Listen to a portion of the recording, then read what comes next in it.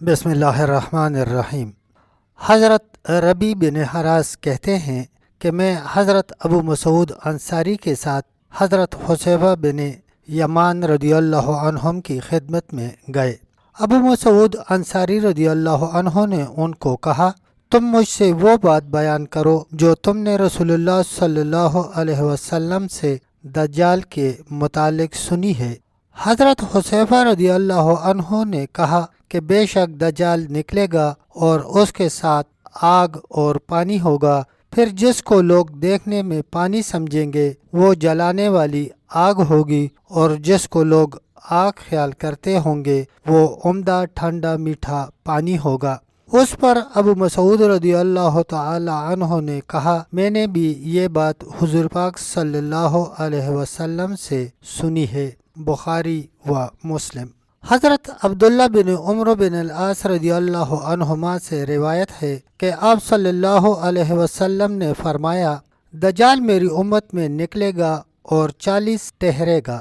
مجھے معلوم نہیں کہ آیا 40 دن یا 40 مہینے یا 40 سال، پھر اللہ عیسیٰ بن مریم کو بھیجے گا، وہ اسے تلاش کر کے ہلاک کر دیں گے، پھر لوگ 7 سال تک اسی طرح رہیں گے کہ دو کے درمیان کوئی دشمنی کا نام و نشان نہ ہوگا۔ پھر اللہ تعالی شام کی جانب سے ایک ٹھنڈی ہوا بھیجیں گے جس سے کوئی ایک شخص جس کے دل میں ذرہ کی مقدار برابر ایمان ہوگا وہ بھی باقی نہ رہے گا، یہاں تک کہ اگر کوئی شخص پہاڑ کے درمیان میں بھی گھسا ہوگا تو بھی وہ ہوا اس پر داخل ہو کر اس کی روح قبض کر لے گی۔ پھر بدترین لوگ ہی باقی رہ جائیں گے جن میں شہوت کے اعتبار سے پرندوں جیسی تیزی اور ایک دوسرے کے تعاقب اور پیچھا کرنے میں درندوں جیسی خون خواری ہوگی۔ وہ کسی نیکی کو نیکی نہ سمجھیں گے اور نہ کسی برائی کو برائی خیال کریں گے۔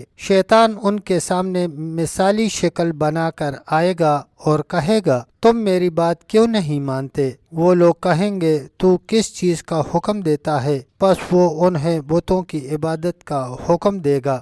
اس کے باوجود ان کے ہاں رزق کی فراوانی ہوگی اور زندگی عیش و آرام سے گزرے گی۔ پھر سور میں پھونک مار دی جائے گی، جو بھی اس کی آواز سنے گا اپنی گردن کبھی اس کی طرف جھکائے گا اور کبھی اوپر اٹھائے گا، اور سب سے پہلا شخص جو اس آواز کو سنے گا وہ ہوگا جو اپنے اونٹوں کے حوض کو لیپ رہا ہوگا، وہ اس سے بے ہوش ہو کر گر پڑے گا، اور دوسرے لوگ بھی۔ پھر اللہ بارش بھیجے گا یا اتارے گا جو پھوار جیسی ہوگی جس سے انسانی اجسام اگیں گے۔ پھر دوسری مرتبہ سور پھونکا جائے گا تو اسی وقت لوگ کھڑے ایک دوسرے کو دیکھ رہے ہوں گے۔ پھر کہا جائے گا، اے لوگو اپنے رب کی طرف آؤ۔ فرشتوں کو کہا جائے گا، ان کو کھڑا کرو اور ان سے باز پرس کی جائے گی۔ پھر کہا جائے گا، ان میں سے جہنمیوں کا گروہ نکال لو۔ پس فرشتوں کی طرف سے عرض کیا جائے گا، کتنوں میں سے کتنے؟ تو حکم ہوگا